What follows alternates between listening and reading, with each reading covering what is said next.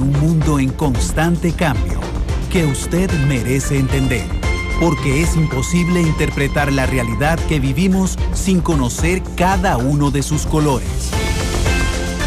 Porque muchos son los tonos de la actualidad. Presentamos Matices.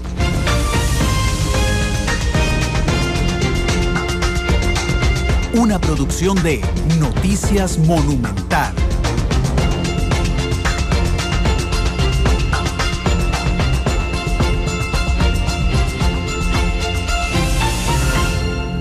Son las 2 de la tarde con 3 minutos. ¿Qué tal? Buenas tardes. Bienvenidos a Matices, este programa de Radio Monumental, que es una producción de Noticias Monumental que busca establecer análisis, debate y discusiones de profundidad de lo que ocurre en Costa Rica y en el mundo. Les saluda un servidor, Randall Rivera, director de Noticias Monumental.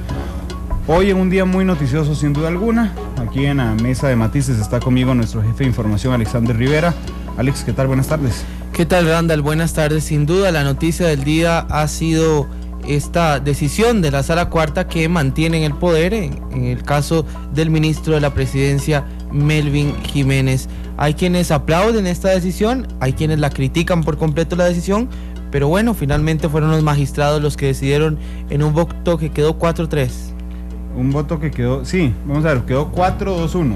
4-2-1. Porque 4 magistrados de mayoría declaran sin lugar la acción, que si no me fallan las cuentas es don Gilbert Armijo, el presidente de la Sala Cuarta, don Ernesto Ginesta, don Fernando Castillo, y ahí me falta uno, y don Paul don Paul no, vamos a ver, no me olvidó el nombre de alguno, don Fernando Cruz. Esos son los 4 que declaran sin lugar la acción. Hay uno que la declara inadmisible, que es don Paul Rueda, y hay 2 que declaran con lugar la acción, que es Luis Fernando Salazar y doña Nancy Hernández. Vamos a ver, el voto trae algunos datos importantes de fondo y algunos datos que generan algunos puntos de interés. El hecho de que sea 4-2-1 trae una fragilidad a el voto, porque significa, Alex, que cualquiera de esos 4 que cambien, ¿verdad?, puede la Sala Constitucional en un futuro variar de criterio.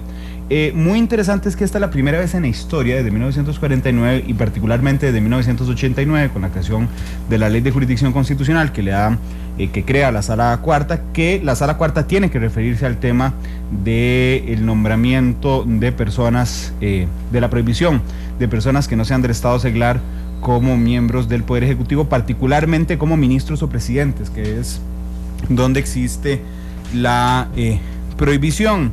Entonces, el hecho de que sea 4-3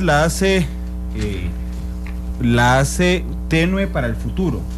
1. Segundo, el criterio de mayoría es que por una cuestión histórico-constitucional, la prohibición solo aplica a la Iglesia Católica, Apostólica y Romana, dice así el voto de mayoría. Hay muchos analistas, por supuesto, que critican esta resolución de la Sala, este voto de la Sala, señalando, bueno, y para eso no está la Sala, precisamente, para darle vida a el texto de la Constitución Política, es decir, actualizarla a los tiempos e interpretar a la luz de lo que va ocurriendo. Han pasado 60 años ya desde que se creó la Constitución Política, entonces es obvio que la Sala ha tenido que interpretar a la luz de los tiempos. Después, son diametralmente opuestos, si usted lo nota, el voto de mayoría con los 2 votos salvados. El voto de mayoría dice, solo afecta a la Iglesia Católica, Apostólica y Romana. Y el voto salvado de los magistrados Nancy Hernández y Luis Fernando Salazar dice, no hay duda de que don Melvin no es del Estado seglar. Le doy la bienvenida también a nuestra productora Isel Martínez, está aquí con nosotros. Isel, ¿qué tal? Buenas tardes. Buenas tardes, Randall y Alex, y buenas tardes a las personas que nos siguen a esta hora. Un tema que sin duda ha generado mucha polémica porque tiene muchas formas de interpretarlo, principalmente por eso, porque por un lado se interpreta que la Iglesia Católica, o más bien la Constitución dice que no puede pertenecer a la Iglesia Católica, pero otras personas lo han interpretado como que igual está siguiendo a una oligarquía que no es un gobierno, que es lo que se ha venido diciendo de hecho en este programa también. Claro, lo que pasa es que aquí hay que entender que por el formalismo de la legalidad costarricense, la Sala Constitucional es el intérprete de la Constitución política. Entonces, yo puedo pensar algo, los diputados pueden pensar algo, el Poder Ejecutivo puede pensar algo, los analistas pueden pensar algo, pero el que por ley interpreta lo que dice la Constitución política es la Sala Constitucional. Dice César Morera, no puedo creer que sigan con el temita del ministro. César, es que el temita del ministro es el temota de la Constitución política, y gracias a Adolfo que nos está reportando de sintonía, dice que Matices es su programa favorito. Nosotros normalmente hacemos un repaso por las informaciones del día, caemos en el boceto para explicarles cuál es el tema del día de hoy y les presentamos a nuestro invitado, pero por las calidades del invitado de hoy, que se ajustan a discutir de este tema, vamos a variar un poco el orden, y quiero agradecerle a don Alex Solís, excontralor general de la República, abogado constitucionalista, que está aquí con nosotros, así que lo quiero saludar de entrada porque vinimos a hablar con don Alex de política, pero es imposible hoy no hablar de temas constitucionales. Don Alex, buenas tardes. Muy buenas tardes, don Randall, doña Isel y Alexander, y a todas las personas que nos están escuchando. Ojalá que este programa sea del agrado de todos. Gracias, don Alex. Y bueno, recordarles que nos pueden oír 93.5 FM en todo el país, www.monumental.co.cr en cualquier parte del mundo, y que pueden ver este programa hoy. Hoy no hay partido, ¿verdad, don Cristian Aguilera? No hay partido. Hoy hay partido de fútbol en la noche. Eso significa que Matices sale a las 10 de la noche en Canal 2 el día de hoy. Vamos a ver, ¿me aclaran? No, a las 8 de la noche sale hoy el programa Matices en la noche a través de Canal 2. Don Alex, ¿qué le parece este voto de la Sala Constitucional? Decía un voto frágil porque son 4 magistrados apenas los que conforman el voto de mayoría. Bueno, veníamos a hablar de política, y al hablar de este voto, pues, tenemos que decir que es un voto con una dimensión política de extraordinaria importancia. Yo estoy en contra del voto, no conozco los detalles, pero por lo que ya ustedes han adelantado, pero además, leyendo la Constitución política, es muy fácil diferir de la Sala Constitucional. Sí, nos decía una nota que vamos a publicar ahorita, don Gilbert Armijo, el presidente de la Sala Constitucional, que la Sala se basó en las actas de los constituyentes del 49. Pero bueno, la realidad del 49 era muy diferente a la realidad de hoy. La realidad del 49 es que la Iglesia Católica abarcaba prácticamente toda la realidad nacional, don Alex.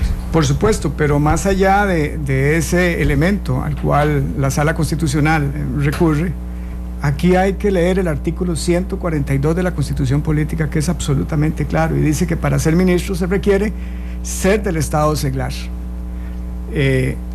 Luego, el ministro de la Presidencia no es del Estado seglar, es un clérigo, por tanto, su nombramiento es inconstitucional.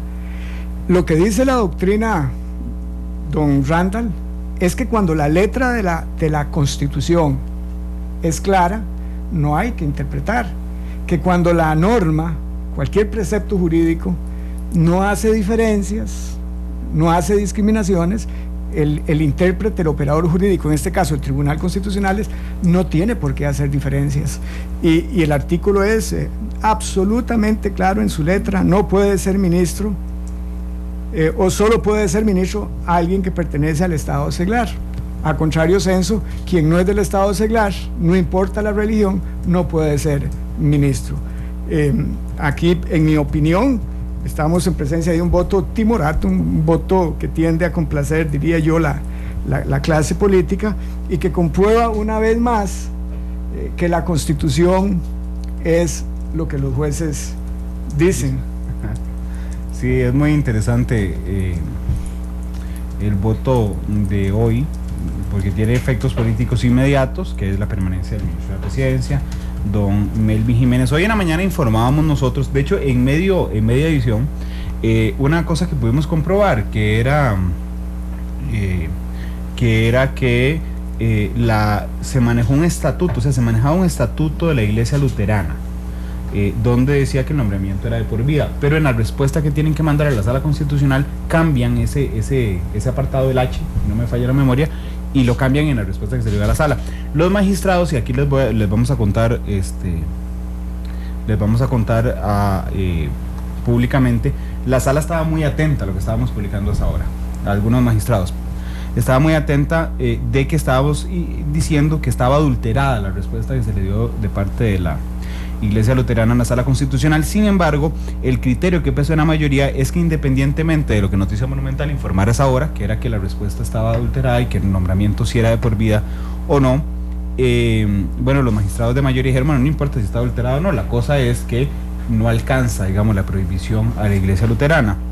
Y tiene la redacción de la sala es muy breve, dice simplemente: determina la sala que la prohibición se aplica exclusivamente a la religión católica, apostólica y romana por razones histórico-constitucionales. Ahí es donde hay que hacer una pregunta: ¿cómo justifica, cómo explica la sala constitucional que solo se aplica esa norma a la religión católica? Esto pone en entredicho el principio de igualdad, por ejemplo.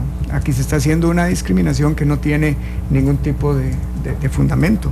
Me parece a mí que, reiterando, es una sentencia muy extraña, frágil, como usted lo indica muy acertadamente, don Randall, en el sentido de que no es un voto unánime, y realmente en contra del voto mayoría estuvieron tres magistrados. Uno de ellos ni siquiera consideró que había que entrarle al fondo.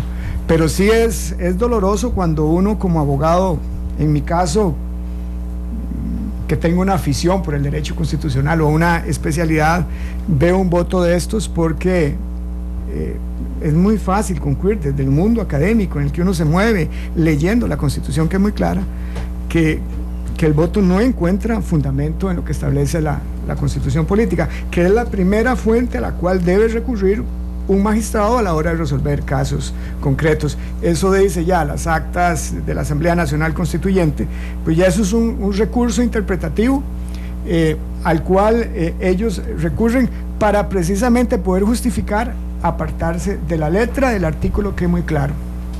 Hay ocasiones en que hay que interpretar las normas, pero cuando las normas son confusas, por ejemplo, el artículo 21 de la Constitución dice que la vida humana es inviolable. Esa es una norma tan general, tan vaga, tan imprecisa, que a la hora de resolver casos concretos el magistrado entra en dificultades reales. Por ejemplo, preguntarse: ¿y cuándo principia la vida? ¿Cuándo termina la vida? ¿Qué clase de vida o qué calidad de vida es la que protege la Constitución política? Hay normas que hay que interpretarlas, pero en este caso es tan clara la letra que el principio dice que cuando la letra es clara no hay que interpretar, sino aplicar la Constitución. Don Alex, ¿qué implicaciones ve usted de este voto, por ejemplo, para pastores de otras denominaciones religiosas, pastores cristianos, pastores no solo luteranos? ¿Qué implicaciones le ve usted a este voto de la Sala Cuarta? Este voto cambia el ordenamiento jurídico. Hay que decir algo muy importante. Primero que nada, nos obliga. Es un voto de la Sala Constitucional, y los votos de la Sala Constitucional son obligatorios. En la medida en que las resoluciones de la Sala Constitucional carecen de apelación, el artículo 13 de la Ley de la Jurisdicción es muy claro, es decir, que la jurisprudencia y los precedentes de la Sala Constitucional son vinculantes. Entonces, como sociedad tenemos que respetar el voto. Este es un Estado de Derecho, pero con este voto se cambia, se modifica, se reforma la Constitución política y abre una puerta para que cualquier clérigo a futuro pueda ser nombrado en cargos como el de ministro. Bueno, esa es la noticia hoy, ¿verdad? Y además tienen que ver con las consideraciones que en sentencia todos estamos esperando los considerandos, digamos, que tuvo la Sala Constitucional en completo, pero los deja ver de alguna forma en la sentencia. Tema 1, por supuesto, tiene que ver con uno de don Melvin, porque ahorita vamos a hablar de política con don Alex. El tema 2 que a mí me llama la atención, hoy dimos a conocer, es el tema de Habdeba.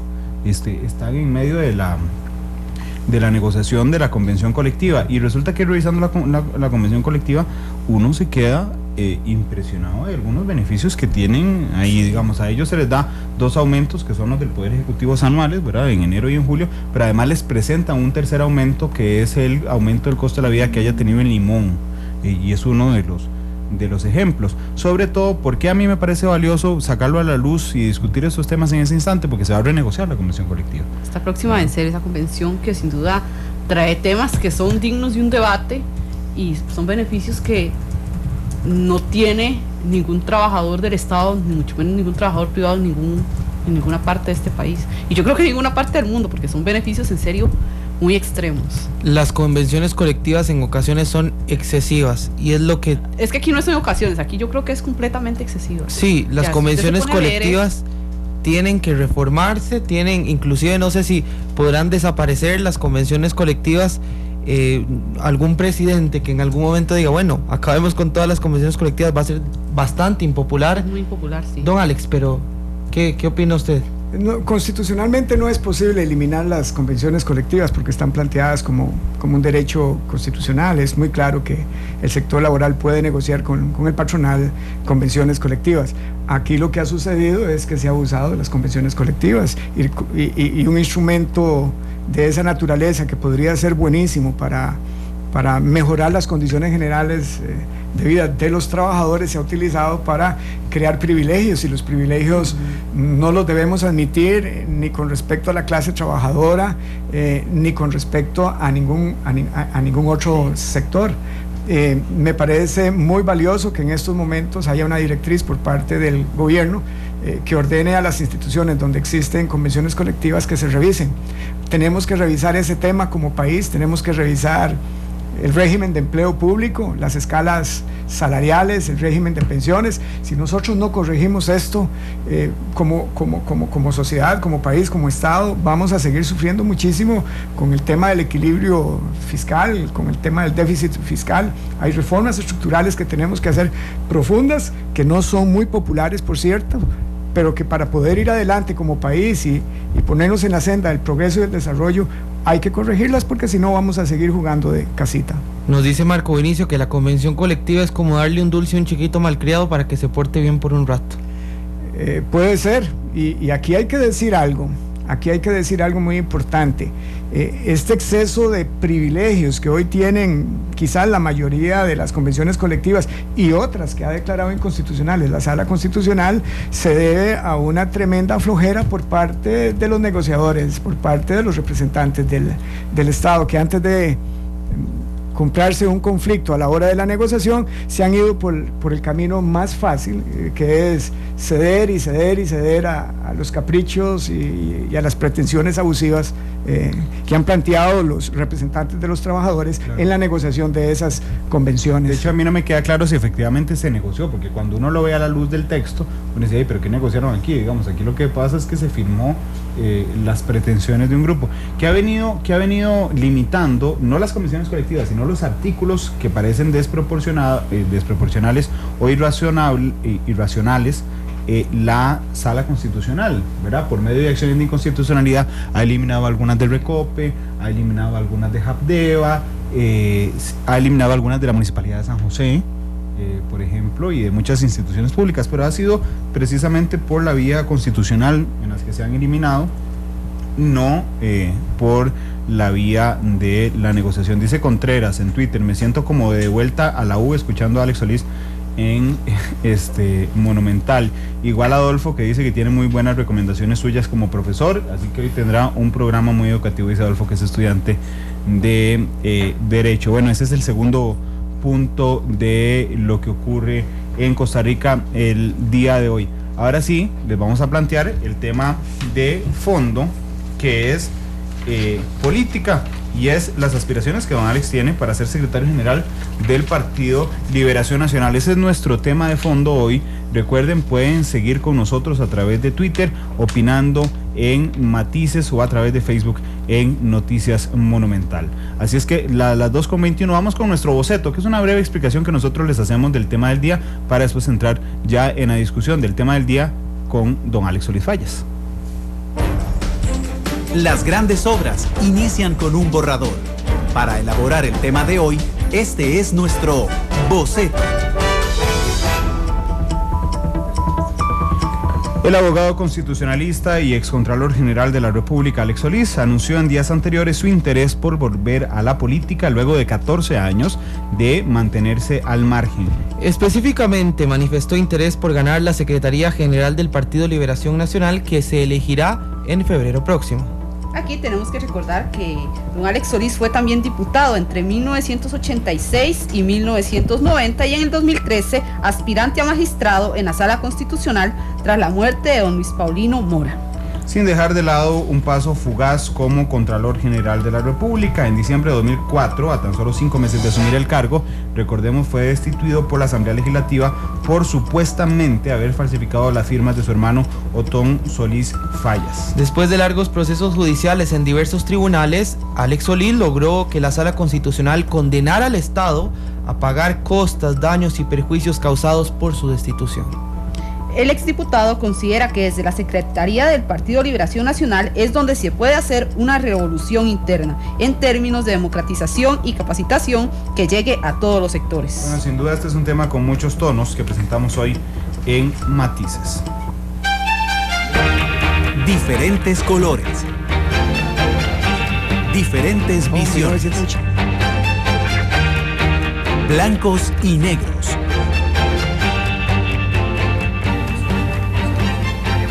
Son las 2:23. Ya no voy a saludar a don Alex porque ya nos saludamos aquí. Sí. El día de hoy, bueno, don Alex, usted quiere ser secretario general de Liberación y quiere volver a la política. Bueno, volvió ya a la política con esto. ¿Por qué? Bueno, más que querer ser secretario, lo que quiero es que el Partido Liberación Nacional vuelva a ser una gran alternativa para el pueblo costarricense, lo cual significa no solamente renovarnos como partido, sino construir una nueva propuesta para el progreso y el desarrollo de Costa Rica y el bienestar de todas las personas. ¿Usted pertenece a algún, vamos a ver, en Liberación Nacional hay varias alas de o tendencias? Sí, hay algunas tendencias, la arista, la arayista, ollonista, como le llaman algunos, la monjista, hay un montón, la figuerista. ¿Usted pertenece a alguna de esas tendencias? No, en estos momentos, usted lo dijo en la introducción, llevo 14 años de no participar de manera activa en la política, aunque muy cercano de la política, porque yo he seguido estudiando los problemas nacionales y escribiendo y opinando sobre temas de esa índole. Pero usted fue diputado en el primer gobierno de Oscar Arias. ¿De alguna manera le hace tener más cercanía con los Arias que con otras tendencias dentro de Liberación? Sí, yo fui diputado en la primera administración de don Oscar entre 1986 y 1990. Tengo un gran respeto por él, es Premio Nobel de la Paz, pero en estos momentos yo no pertenezco a ningún movimiento, de manera que planteo mi opción junto con muchas compañeras y compañeros más desde una situación de independencia, lo cual es una enorme ventaja porque de repente podríamos unificar alrededor de la Secretaría un proyecto común donde todos podamos coincidir en repensar a Liberación Nacional y Costa Rica. Don Alex, hace 14 años aproximadamente que usted se mantiene al margen de la política, que coincide justamente con la fundación del Partido Liberación Nacional por parte de su hermano Otón Solís. Yo quisiera saber las razones por las cuales usted hace 14 años, cuando se fundaba el Partido Acción Ciudadana, usted decidió separarse de alguna manera o apartarse de Liberación Nacional, no renunciando al partido, pero manteniéndose al margen. ¿Por qué es que usted hace 14 años, cuando su hermano funda el Partido Acción Ciudadana, decide separarse? Bueno, la pregunta podría generar alguna confusión. Yo soy liberacionista desde siempre. Sí es cierto que uno cuando está en el vientre de la madre respira y siente como respira y siente la madre, pues yo soy liberacionista desde hace 56 años, que es mi edad. Realmente quien se separa de Liberación Nacional es mi hermano Tom y el resto de mi familia para irse a fundar el Partido Acción Ciudadana. Yo permanecí dentro de Liberación Nacional, yo no me he ido de Liberación Nacional. Yo creo que cuando hay problemas, antes de renunciar o de irse, hay que luchar por la reconstrucción. El tema del escape, el tema de la renuncia, el tema de la huida es, en mi forma de pensar, el último recurso al cual debemos apelar los seres humanos. Uno siempre debe luchar primero por resolver los problemas, y esa es la razón por la cual me he permanecido dentro del Partido de Liberación Nacional, pero durante estos 14 años lo que sí hice es que no aspiré a ningún cargo de elección popular, pero yo he seguido siendo liberacionista. ¿Y por qué justamente cuando su hermano funda el PAC?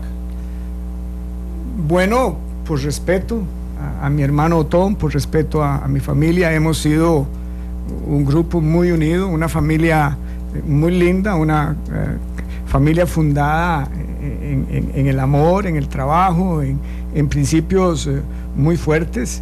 Y a mí me pareció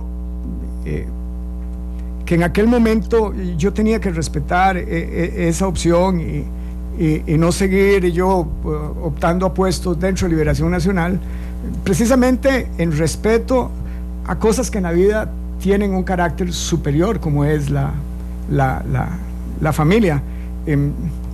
Y en función de eso yo opté por bajar mi perfil y dejar que mi hermano Otón y mi familia pues construyeran su proyecto y lo pudieran realizar con tranquilidad.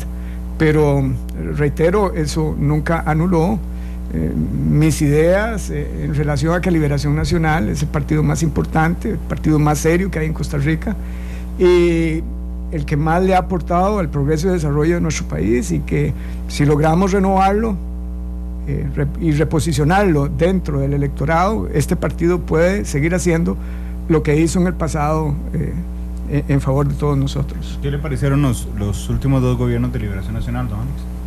A mí me parece que más allá de lo que yo pueda opinar, el electorado masivamente nos pasó una factura muy, muy fuerte, muy violenta, porque yo digo que más que una derrota electoral, fue una derrota moral que expresa un grado importante de satisfacción de las personas que viven en Costa Rica en relación a cómo se han hecho las cosas durante los últimos tiempos.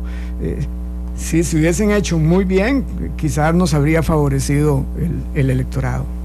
Pero, bueno, yo entiendo el electorado, pero usted, que sigue tan de cerca, ¿usted comparte ese criterio con el electorado de que...? Por supuesto que sí. Nos aflojamos en la agenda ética, nos aflojamos en la capacidad de construir políticas públicas para combatir la pobreza. Yo hoy me impresiono con los datos que han salido ayer y hoy, en el sentido de que se ha incrementado de un 22.4 a un 24.6, lo cual significa 1.170.000 personas pobres en este país, y de esas gentes, de esas personas, hay un 6.7 de personas que viven en situación de pobreza extrema, lo cual es cerca de 400.000 personas, y eso es sumamente grave. Nos aflojamos como partido para continuar con la respuesta en la capacidad de construir uno o varios proyectos grandes alrededor del cual el costarricense pudiera sentirse optimista, satisfecho. Creo que nos volvimos timoratos desde el gobierno, que perdimos la capacidad de imaginar grandes cosas. Siempre lo digo, que mientras los panameños están duplicando o triplicando la capacidad de su canal, haciendo metros y puentes, nosotros nos hemos estancado. Lo mismo están haciendo los nicaragüenses, mientras los países, los representantes populares, los presidentes de los países desarrollados dicen que sí podemos. Aquí se ha enquistado en Costa Rica un discurso sumamente destructivo y conformista, como es el discurso de la ingobernabilidad. Claro que esto generó un desánimo, y como decíamos anteriormente, la factura fue, el cobro de la factura, el cobro de por estas debilidades en el gobierno fue muy fuerte. Bueno, usted ha dicho que durante estos 14 años se ha mantenido estudiando la política costarricense y todos los temas país, pero ¿por qué ahora, 14 años después, quiere volver nuevamente a la vida partidaria? ¿Qué elementos ve que le hacen sentir la necesidad de volver? Estoy preocupado por Costa Rica, estoy preocupado por el rumbo de nuestro país, estoy preocupado por ese desánimo y esa desafección de nuestros ciudadanos por lo que consideran de la democracia y la política.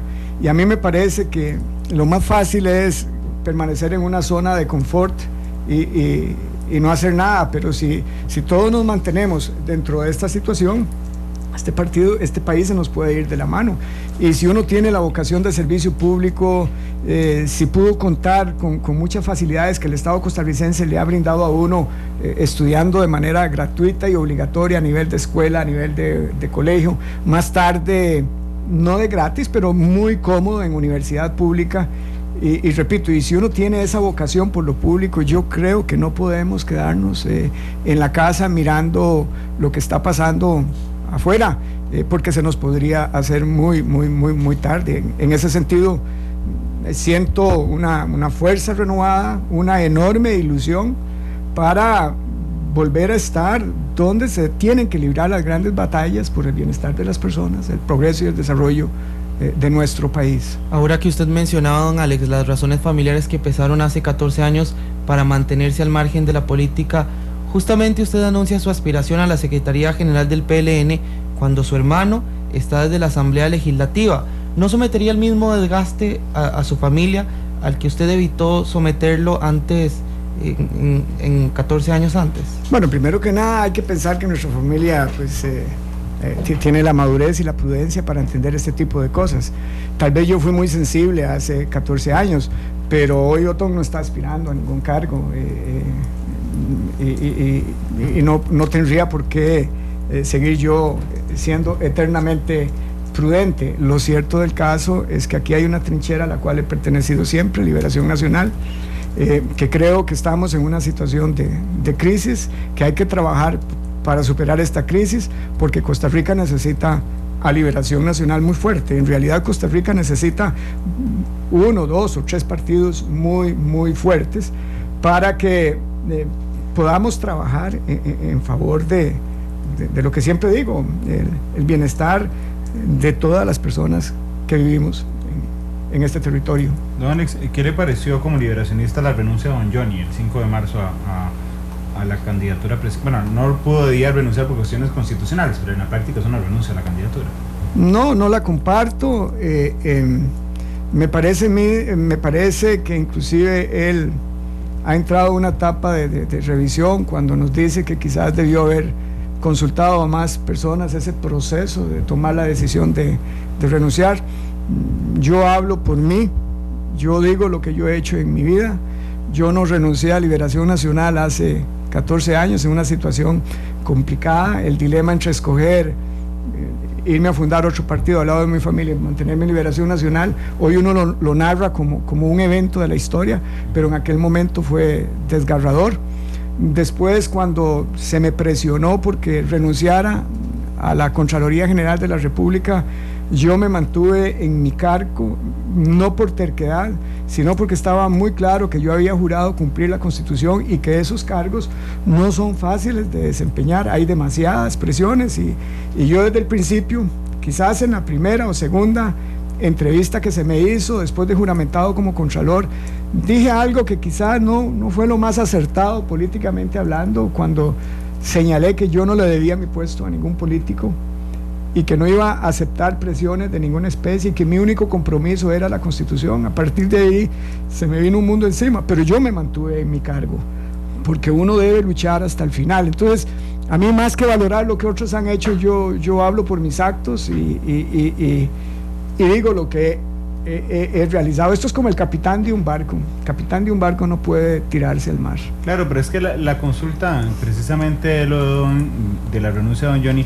era para consultarle, porque hay criterios divididos dentro del Partido de Liberación Nacional sobre la situación actual, y era para preguntarle si usted considera que Liberación Actual está hoy en su peor crisis histórica. A mí me parece que sí, sin ninguna duda. Sin embargo, yo me aparto de los que creen que es una crisis de muerte para decir que es una crisis de vida, y que las crisis, por profundas que sean, o más bien que entre más profunda y más graves son las crisis, las posibilidades de renovación son mayores, porque solo cuando se cae muy bajo es posible que los grupos afectados reaccionen ante el castigo, en este caso el voto que nos fue adverso, para producir soluciones. En épocas de normalidad, ni el ser humano a nivel individual, ni como grupo suele emprender grandes empresas, porque precisamente se está en una situación de estabilidad. Normalmente las personas no vamos donde el médico hasta que no tenemos un dolor muy profundo. Lo normal sería recurrir a la medicina preventiva y de cuando en cuando hacerse un chequeo para no enfermarse. Esto mismo ocurre con las organizaciones, de manera que yo creo aceptando que estamos en una situación de crisis, que es una gran oportunidad, y así lo está entendiendo el liberacionismo, que está enchilado, para usar una palabra coloquial, por lo que sucedió, pero también enchilado y deseoso de emprender las acciones que sean necesarias para renovar, democratizar, reposicionar y relanzar a nuestro partido, que es el más grande de Costa Rica.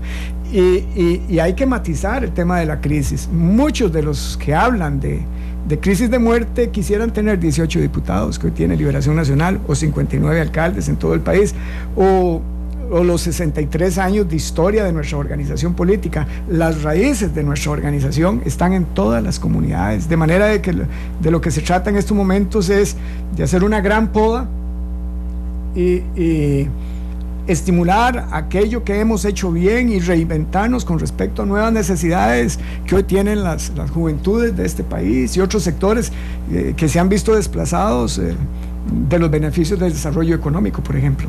Don Alex, en este libro que usted repartió durante la asamblea del Partido Liberación Nacional, que habla justamente de esto que nos está comentando, de renovar al partido por el bienestar de las personas y el progreso de Costa Rica, quisiera leer las 2 primeras líneas. Dice usted: necesitamos una nueva política, pero sobre todo es urgente estimular el surgimiento de nuevos liderazgos. ¿Cómo desde la Secretaría General de Liberación Nacional usted trabajaría para el surgimiento de estos nuevos liderazgos cuando, su liderazgo no es tan nuevo en Liberación Nacional, es un liderazgo que ya tiene toda una trayectoria? Se refiere a Alex Solís como líder. Claro. Le agradezco mucho la propaganda, don Alexander. No, a mí me parece que hay que construir liderazgos, más allá de Alex Solís, independientemente de lo que signifique. Yo no creo que tal liderazgo exista. Sería muy fácil ser secretario si lo tuviera. Vamos a tener que pelear muy fuerte y convencer a la Asamblea Nacional de esta necesidad de cambio. Pero imaginándome con todas las personas que están sumando pensamiento e ideas para renovar a Liberación Nacional, yo lo veo relativamente fácil. Aquí hay que irse a las comunidades, hay que desconcentrar el poder político y devolvérselo a las bases. De conformidad con nuestra Constitución y el Código Electoral, aquí se hacen asambleas distritales, es decir, se le da al pueblo la posibilidad de participar en el proceso de la conformación de los cuadros políticos de los diferentes partidos, pero después o inmediatamente que se le da esa participación, comienza a producirse un proceso piramidal de embudo donde se le va quitando el poder a las bases para concentrarlo en unos cuantos. Esto mismo ocurre a nivel nacional, hablo del Estado costarricense. El poder está concentrado en San José, el poder político, el poder económico, social y cultural. Un país, o más bien lo digo de otra manera, ningún país desarrollado del mundo es desarrollado con el nivel de marginalidad económica en el que se encuentran, por ejemplo, las provincias de Guanacaste, el norte de San Carlos, Limón, el sur de Costa Rica, Punta Arenas. Ningún país del mundo es desarrollado con un 24.6% de pobreza. Y dentro de los grandes pasos y las grandes transformaciones estructurales y jurídicas que deben darse en Costa Rica es la de desconcentrar el poder. Ese mismo fenómeno que ocurre a nivel de Estado ocurre a nivel de partidos. Y para eso hay que acercar el poder a las comunidades, hay que descentralizarlo y llevarlo a todas las comunidades, por pequeñas que sean. Hay que desparramar el poder político. Si uno desparrama el poder político y hace que este poder sea ejercido por todas las comunidades, por todos los grupos, independientemente de dónde se encuentre, lo que estamos haciendo en el fondo también es esparcir la toma de decisiones y también esparcir la forma en que se gasta el presupuesto público. Hay que dar grandes transformaciones. ¿Y cómo se logra esta revolución dentro del Partido Liberación Nacional? Empoderando a las bases, a los diferentes grupos. Necesitamos un secretario que no sea de escritorio, necesitamos un secretario o un directorio o un comando del Partido Liberación Nacional que se vaya a recorrer todo el país con programas de capacitación para decirle a los liberacionistas y a los no liberacionistas ¿Cuál es nuestro posicionamiento desde el ámbito político, ideológico? ¿Qué creemos desde el punto de vista de los derechos humanos, desde el ámbito social? Hay que capacitar a nuestra dirigencia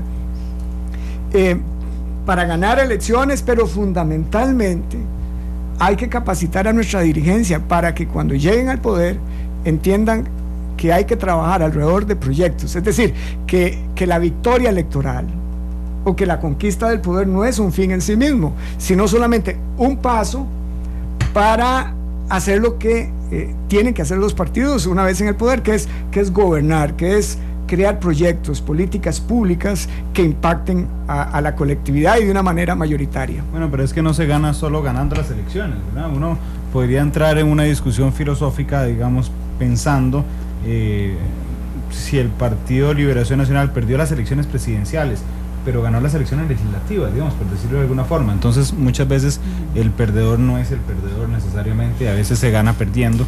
Es una discusión, digamos, bastante profunda. ¿Qué le parece el desempeño que ha tenido el actual comité ejecutivo del partido?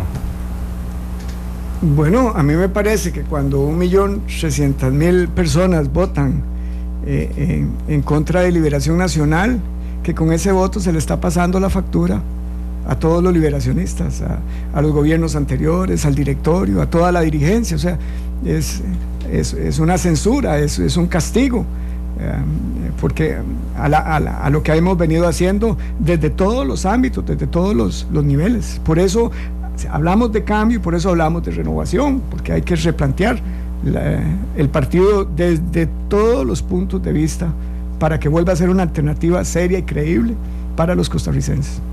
Usted ahorita citaba algo muy importante, que son las bases comunales, principalmente en la zona rural, que sin duda en los últimos años es el que le ha generado mucha cantidad de votos a Liberación Nacional en las elecciones nacionales. Pero ¿usted cree que con lo que sucedió en la pasada campaña electoral, donde incluso en segunda ronda se perdieron las elecciones, obviamente fue una coyuntura un poco diferente, se haya descuidado o en algún momento se haya sacrificado toda esa dirigencia comunal?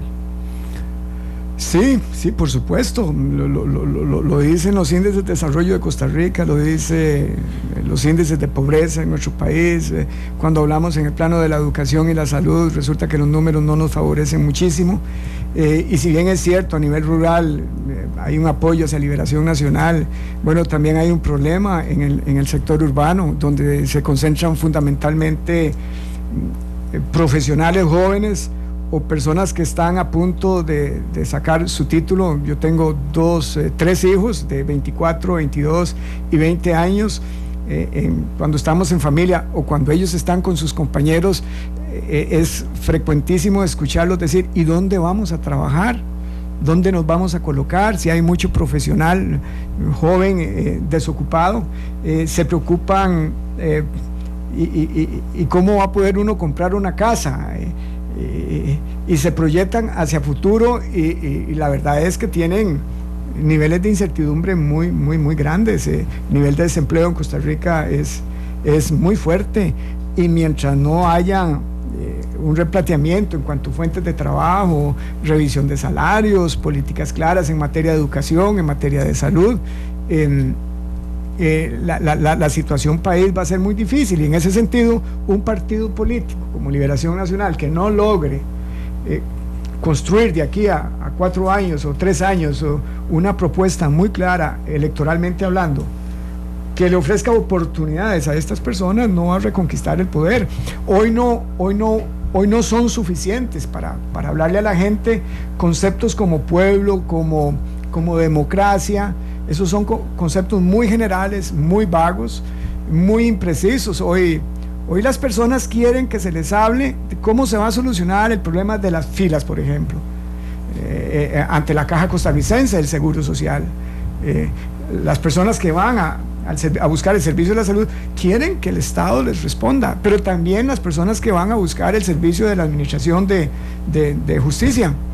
Y por el estilo, uno puede ir haciendo ahí una lista de necesidades con respecto a sectores, y la gente quiere que se le solucione el problema en sus comunidades relacionado con vivienda, con seguridad, con posibilidades para expandirse culturalmente.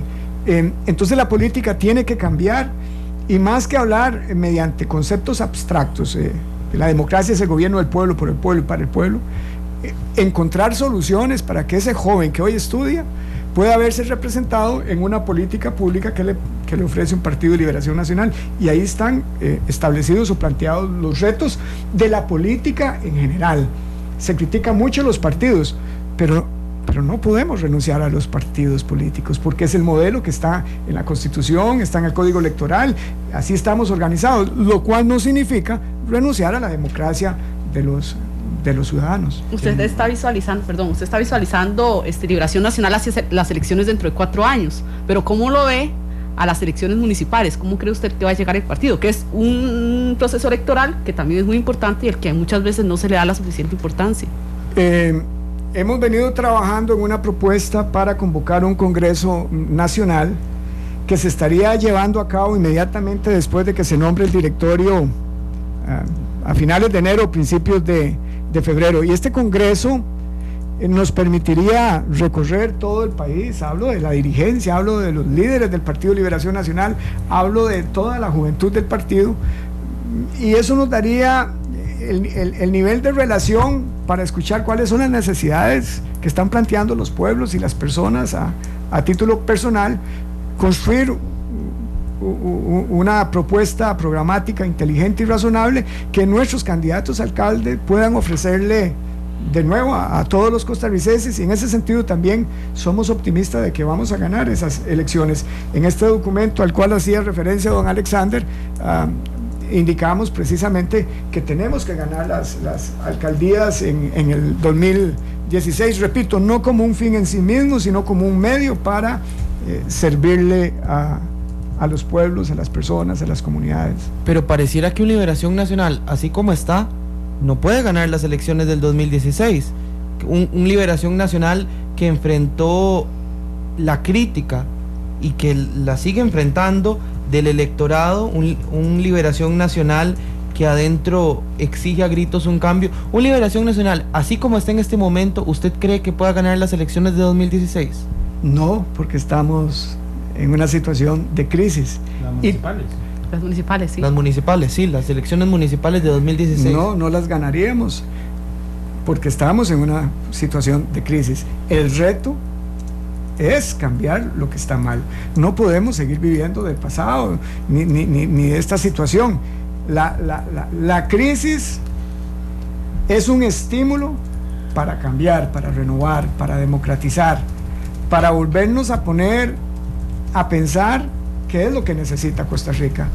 Y si en 1 año, 2 años nosotros no logramos construir una nueva propuesta, pues habríamos perdido el tiempo. No podemos hablar por lo que pasó en febrero, no podemos hablar por lo que sucedió con ese 1.300.000 habitantes. Esos son los indicadores de que el partido está en crisis. El asunto y el gran reto es ir a la Secretaría, en mi caso, pero la reforma va por muchas direcciones, y desde ahí provocar la revolución que el partido necesita, generar los cambios y prepararlo para que los costarricenses se sientan muy satisfechos de la propuesta y tengan razones para decir: vamos a votar por los candidatos alcaldes de Liberación Nacional y más adelante por el presidente, y no por estas otras alternativas que ofrecerían otros partidos. Don Alex, en un momento en que las ideologías, voy a usar un término también muy de calle, se embarran todas juntas, ¿verdad? Entonces uno no tiene muy claro, porque todos los partidos, a excepción de los dos extremos, se han corrido hacia el centro. Uno veía, por ejemplo, a inicios de 1960, 70 y todavía algunos rezagos del 80, una Liberación Nacional muy claro ideológicamente. Cualquier persona que usted le preguntara algo en particular, todos le contestaban igual, porque venían del Centro de Estudio de los Problemas Nacionales, por ejemplo, donde había una capacitación muy grande. Usted hablaba de retomar en cuenta las bases. De alguna forma hace falta esa proactividad del partido, no solo para funcionar, digamos, como engranaje electoral, sino para analizar temas de problemas nacionales, para ajustar finalmente su ideología y que todas sus bases, sus dirigentes sepan cuál es la propuesta programática de Liberación Nacional. Este partido nació para para luchar contra la pobreza, contra la corrupción y procurar el mayor bienestar de todas las personas. Yo, si tuviera que resumir de alguna manera nuestro ideario ideológico, lo centraría alrededor del ser humano, como suelo decir, alrededor de la persona de alma, carne y hueso, porque la persona es lo primero, y Liberación lo ha tenido muy claro. La persona es lo primero por encima de instituciones, por encima de sistemas. Todo nuestro aparato, todo nuestro sistema, nuestra constitución política está influida por esta idea central. El ser humano, que es el fin último del sistema, el ser humano que existe, al cual el Estado debe servirle.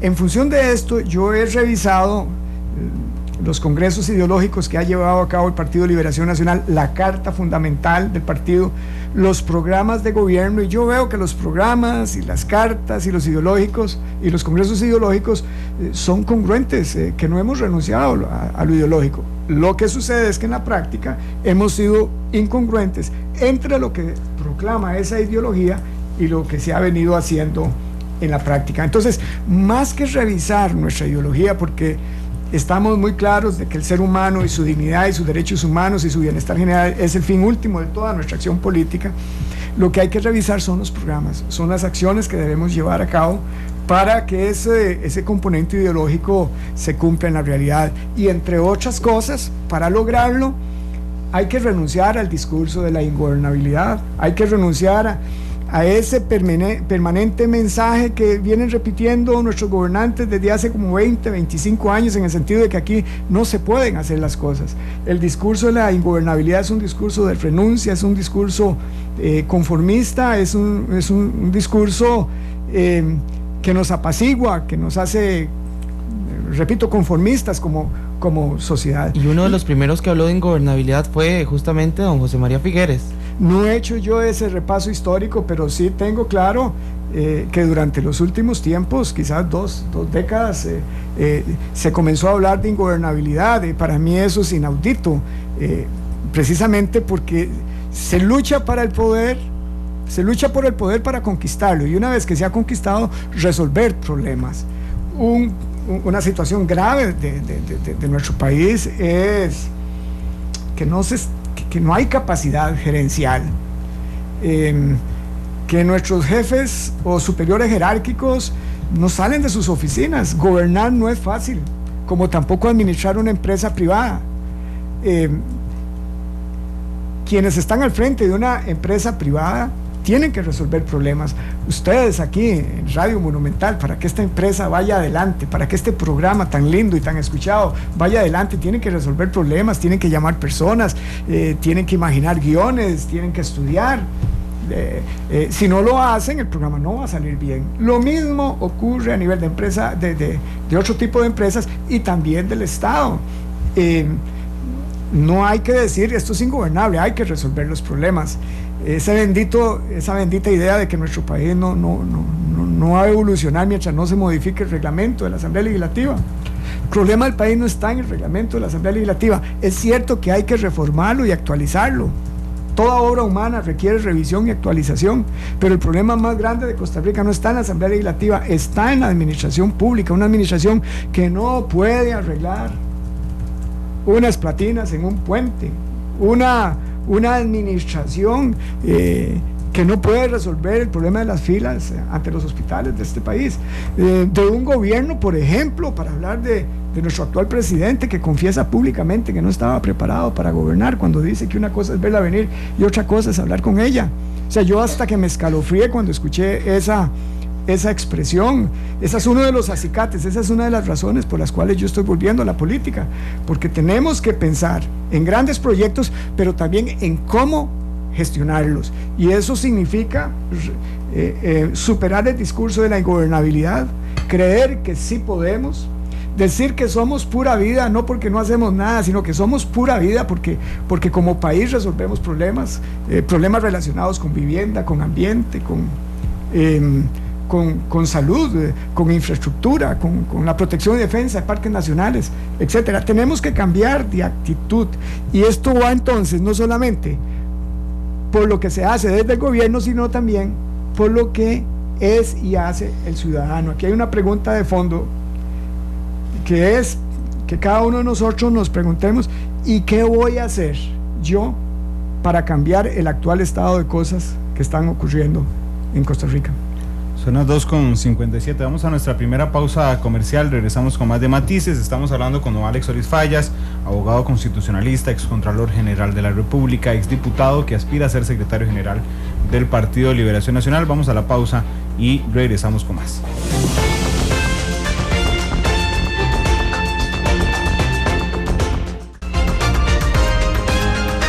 La actualidad, sus tonos, sus contrastes. Esto es Matices.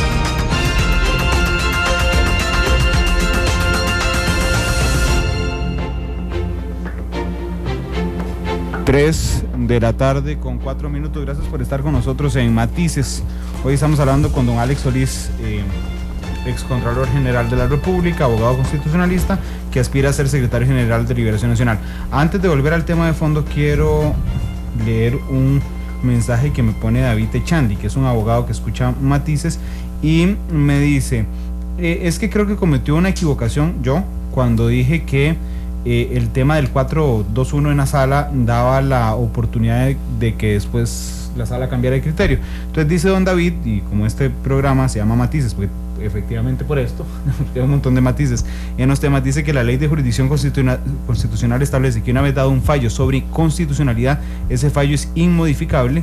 Puede el tema ser visto nuevamente, pero por otras argumentaciones diferentes y no por las mismas. Así es que don David, igual le agradezco muchísimo estar al tanto de lo que decimos en Matices, pero además tomarse la molestia de escribirnos. Hay una enorme participación hoy en redes sociales de lo que ha dicho don Alex Solís aquí en Matices.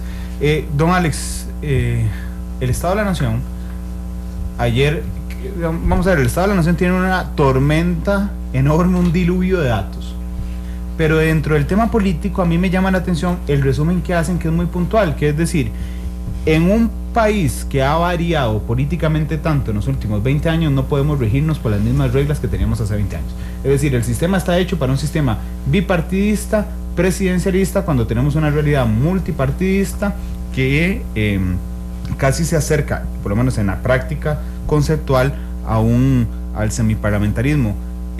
Al partido que gobierne hoy, dentro de 4 años, y si Liberación Nacional alguna vez vuelve al poder, tendrá que enfrentarse, don Alex, a esos conflictos existenciales del Estado costarricense. ¿Cómo lo asume usted?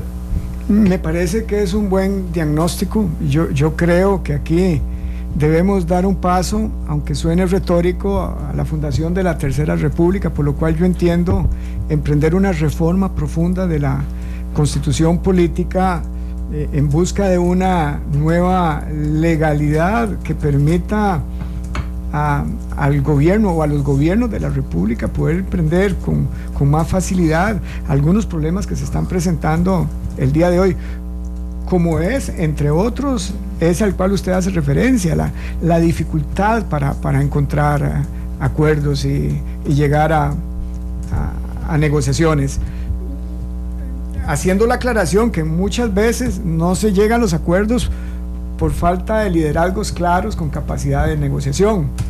Esté uno a favor o en contra del Tratado de Libre Comercio y la agenda complementaria, con esta repartición de poder en la Asamblea Legislativa, con buenos negociadores, en un momento determinado, durante el gobierno de Oscar Arias, se logró pasar una agenda complementaria, 13, 14 proyectos de ley, algunos de los cuales requerían 38 votos. Entonces, muchas veces depende del liderazgo, el entusiasmo que genere ese liderazgo, la capacidad de negociación, etcétera. Pero sí, hay que cambiar muchas cosas, particularmente relacionadas con la Asamblea Legislativa. Hay que reformar el sistema para que los diputados se elijan de diferente manera, quizás mediante distritos electorales, para acercar el poder a los pueblos, para hacer elecciones de medio periodo, pensar en la carrera parlamentaria. Yo sé que es muy impopular, pero quizás hay que pensar, hay que reflexionar sin fanatismo, pensando en lo que más le pueda favorecer a Costa Rica, en incrementar el número de diputados. Repito, hay que pensarlo, hay que reflexionarlo, hay que modificar el Poder Judicial. No es posible que 22 magistrados se gasten una tarde hablando de si se le debe o no se le debe dar un carro, o qué marca de carro a un magistrado, o si se debe o no se debe hacer un edificio, para hablar de un tema bien grande. El magistrado no está para tomar decisiones de tipo administrativo ni tampoco disciplinarias con respecto a sus jueces. Hay que independizar, en otros términos, y fortalecer al Consejo Superior de la Magistratura para que emprenda o asuma decisiones muy importantes que hoy las tienen los magistrados. Magistrados es para administrar justicia, y además son muy caros para que estén discutiendo bagatelas de tipo administrativo. Para decisiones jurisdiccionales, dice usted. Así es, exactamente. Al Poder Ejecutivo hay que reformarlo, pasando por un replanteamiento del presupuesto, la distribución del presupuesto. Hoy nuestro régimen municipal es un régimen de mentirillas. De acuerdo a algún dato que manejo, no muy actualizado, pero hace unos 2 o 3 años, aproximadamente solo cerca de un 2% del gasto público total se hace por medio de los gobiernos locales. Hay que dotar de recursos económicos al régimen municipal en ese proceso de acercar el poder político y económico a las localidades, de manera que esto no pasa nada más por un discurso. Hay que hacer reformas al ordenamiento jurídico, hay que replantear el tema de las instituciones autónomas. A mí me parece que o se tiene gerente en las instituciones autónomas o presidente ejecutivo, para hablar solamente de una cosa. La Contraloría General de la República hay que revisarla, y revisarla con bisturí. A mí me parece que en la cabeza de la Contraloría tiene que haber un órgano colegiado, es decir, 3 personas. No un contralor. No un contralor. Un tribunal, en otros países le denominan tribunal de cuentas. Son demasiado importantes las decisiones que toma el Contralor General de la República como para que sea solo una persona. No estoy hablando de nadie en particular. Es una reforma que hay que hacerle a la Contraloría General de la República. Hay que colegiar las decisiones. Y además, pensando en la Contraloría General de la República, hay que considerar la eliminación del referendo contralor, un control previo, no por las razones que se dicen popularmente, la gente a veces opina sin mucho criterio, sino porque el referendo convierte a la Contraloría en juez y parte. Pero bueno, eso lo podemos ampliar en otra ocasión. Don Alex, ahora que usted mencionaba el tema del discurso, de la ingobernabilidad que han adquirido muchos políticos, y mencionaba la platina también, que justamente fue durante un periodo liberacionista que surgió este problema de la platina y que no se pudo arreglar. En este libro suyo usted menciona que para renovar el Partido de Liberación Nacional tienen que ser autocríticos.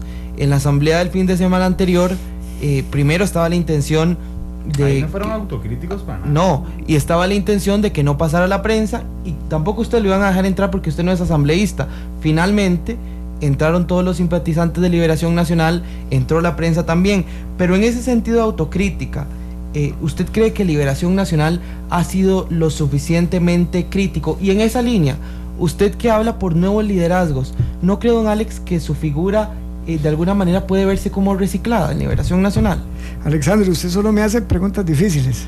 Esa es la idea, don Alex. Aquí estamos en matices con preguntas de todo tipo. Sería muy aburrido el programa. No, está muy bien, me gusta el comentario.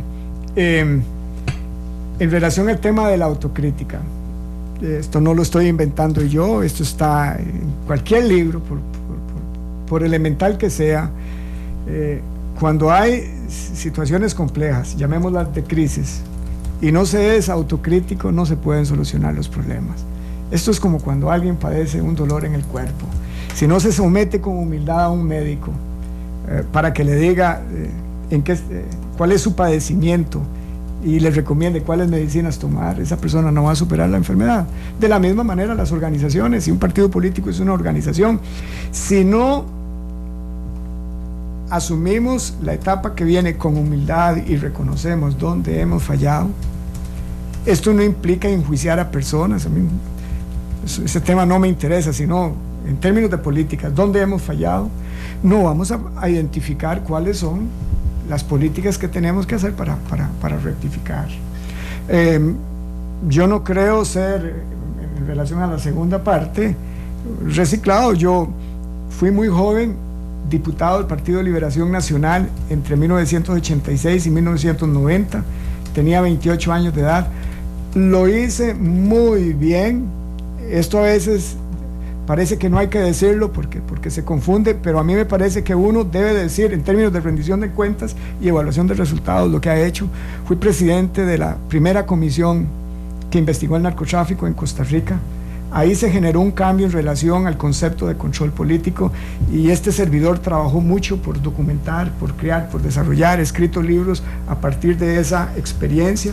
Me siento muy orgulloso. Yo soy impulsor de la ley 7200 que permite la cogeneración eléctrica en Costa Rica. Por cierto, si no revisamos la matriz eléctrica como se dice ahora, vamos a seguir siendo un país poco competitivos. Por esa época planteé toda una batalla porque se prohibiera la publicidad del licor y el tabaco en las instituciones y en los espacios públicos.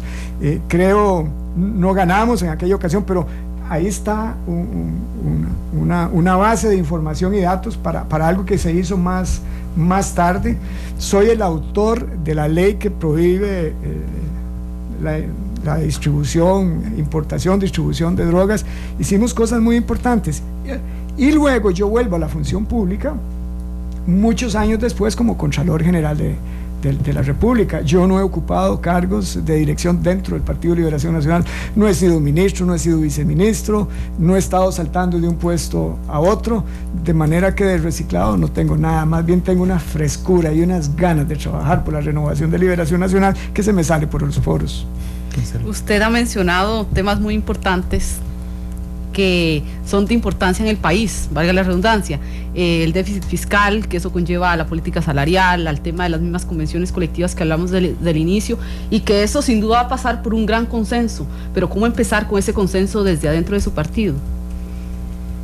Ese es el gran reto, y a mí me parece que en la medida que al frente del Partido de Liberación Nacional, pensando en el presidente, el secretario, el tesorero y otras autoridades que hay que nombrar, se asuma este reto con personas frescas, con liderazgos nuevos, esas personas tendrán la capacidad, a partir de ese nivel de independencia, de sentar en la misma mesa a todos los que tienen hoy importantes niveles de liderazgo de Liberación Nacional, para construir juntos las soluciones que hay que pensar para el futuro de Liberación y de Costa Rica. Yo pienso además que cualquiera que aspire al poder dentro del partido, es elemental, es básico, es lógico, estará pensando que para poder ganar, sea un puesto de síndico, regidor, alcalde, diputado, presidente de la República, necesita un partido fuerte, un partido renovado, un partido reconstruido, de manera que hay que utilizar esos niveles de raciocinio y de necesidad para construir los consensos. Yo creo que esta manera de pensar hay que consolidarla en las próximas semanas, en los próximos meses. Estoy totalmente optimista de que se puede lograr, y yo creo que los expresidentes de este país y todos los que tienen liderazgo entienden, o por lo menos deben comprender, que Liberación Nacional es más grande que sus fundadores, es más grande que Pepe Figueres, Chico Orles, Luis Alberto Monge, Daniel Oduber.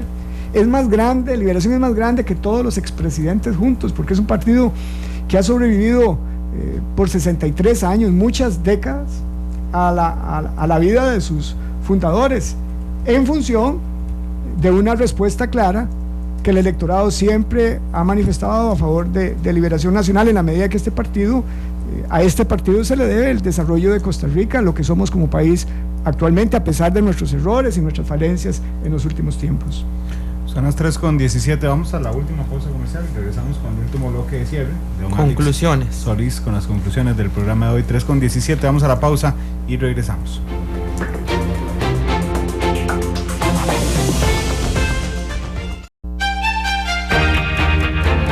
Matices. Los tonos de la actualidad. Son las 3 de la tarde con 23 minutos, nos quedan solo 2 minutos de programa apenas para concluir, pero no quiero dejar una pregunta ahí al margen. Don Alex, después de que usted, bueno, de que Noticias Monumental publicara, pues lo publicó el viernes, Alex. No, ¿cuándo fue que lo publicó? El viernes o el jueves, no me acuerdo, sí. Que usted quería ser secretario general de Liberación Nacional. ¿Alguna de las tendencias se le ha acercado? Yo pienso que el partido no está pensando en tendencias. No, seguro, después de ver la asamblea del fin de semana. Pero, ¿cuál tendencia estaba ahí? El hecho de que aparezcan... Estaba la de don Johnny, claramente, y estaba la de don José María. Pero usted qué quiere, que estas personas mueran. No, Johnny está... Jamás, guarde, lo que le digo es que si alguna de esas tendencias se le acercó a decirle, mira, don Alex, qué buena propuesta. No, sí hubo comentarios muy halagadores para el grupo que represento, en el sentido de que es una buena propuesta, en el sentido de que no solamente se está pensando en la Secretaría y el partido, sino que hay el asomo de un proyecto país, en la idea de que Costa Rica es la que necesita liberación nacional fuerte, y que en ese sentido moralmente Liberación tiene que renovarse. Pero claro que, pero permítame, pero es obvio que en la asamblea está Johnny es parte del partido, también tiene que estar la expresidenta Laura Chinchilla, y ella es liberacionista, también José María Figueres, Luis Alberto Monge envía una carta, y don Oscar Arias se encontraba fuera del país. Me parece a mí que la presencia de ellos es un buen síntoma de que quieren sumarse a este proceso de renovación. Usted está muy cercano a las juventudes. Claro, si Liberación Nacional no entiende que la población de Costa Rica mayoritariamente es joven, Liberación Nacional va a tener muchas dificultades para volverse a reposicionar dentro del electorado. Liberación tiene que emprender un programa de capacitación muy importante para la juventud de este partido, por medio del cual, no solamente reiterando alguna cosa que dijimos al principio del programa, se le explique a la juventud cuáles son nuestros compromisos desde el ámbito ético, sino también capacitación para permitirle a los jóvenes construir liderazgo y que lleguen al poder, pero además capacitarlos para que una vez que estén en el poder sepan cómo hacerlo con responsabilidad, en el entendido de que están obligados a rendir cuentas y a someterse a evaluación de resultados, pero fundamentalmente que están obligados a concretar proyectos y políticas públicas, a no decir que el país es ingobernable, sino que teniendo el poder entiendan y comprendan que están ahí para resolver los problemas del país. Don Alex, nos pasamos ya de tiempo, pero yo tengo la duda, ¿cuál es el grupo que usted representa? Es un grupo, son muchísimas personas, no hay una figura visible como que podamos citar aquí. Ojalá al final de este proceso yo pudiera contar con el apoyo de don Oscar, José María, doña Laura, don Johnny, don Fernando Berrocal y muchas personas más, pero es un grupo donde vamos a encontrar personas de mucha experiencia, de mediana experiencia y muchísima juventud. ¿Y mucha experiencia como quién? Yo no quisiera entrar en detalles, me parece a mí, porque hay que actuar con sentido estratégico, y en este momento estamos haciendo un trabajo persona por persona, y yo no sé si estas personas quieren que mencionemos abiertamente. ¿Los puede quemar? Puede ser que sí, precisamente como resultado de esta crisis y la idea de que el partido tiene dueños, es una etapa estratégica donde no hay que decir todavía quiénes somos todos los que estamos trabajando por este proceso de renovación y recambio. Estamos haciendo un trabajo tipo hormiga, hablándole a las 139 personas que votarían por el presidente, tesorero y secretario de Liberación Nacional. En su momento vamos a mostrar aquí en Matices. En Matices, por supuesto, este gran programa. Gracias, don Alex, por estar con nosotros. Gracias, Alex. Gracias, buenas tardes. Isel, los esperamos mañana en otro programa de Matices a las 2 de la tarde, y esta noche todas las reacciones, porque hay un montón de reacciones a el fallo de la Sala Constitucional sobre don Melvin Jiménez a las 7 de la noche en la tercera emisión de Noticias Monumental. Feliz tarde.